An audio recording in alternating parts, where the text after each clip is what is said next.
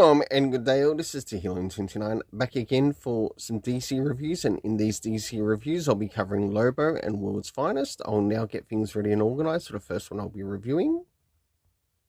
So first things first, does this cover in any way, shape or form connect to something that is happening inside with the story? It certainly does, to which I give it a 7 out of 10.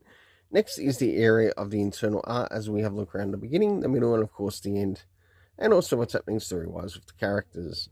So as the story begins, we catch up with Lobo at wherever the hell he is in the universe, and we learn that he starts to make his way to the Fortress of Solitude, to which he gets a bit of an encounter with Supergirl. Of course, as they have a little bit of a face-off of their own, things certainly get interesting towards the end. And this being their end. Moving into the internal art rating, I give it a 7 out of 10. Next is the area in relation to the story rating. So first things first, do we get anything time-wise? No, we don't. Next is the location, to which we see the Fortress of Solitude being visited in the story.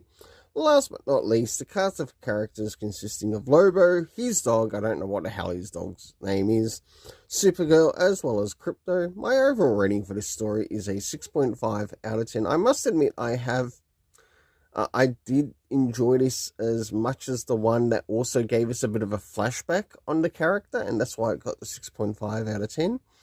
Now it's time to move into the next issue of World's Finest. So, as we move into World's Finest, issue 52, does this cover in any way, shape or form connect to something that is happening inside with the story? It certainly does, to which I give it a 7 out of 10. Next is the area of the internal art, as we have a look around the beginning, the middle, and of course the end, and also what's happening story-wise with the characters. So as we begin into the movie, the beginning of the story, we learn that we are on Skataris, and we are connected to the character of Warlord. As the story advances, we see Warlord getting his associates to also help out Batman, also find Superman, and also what's happening there.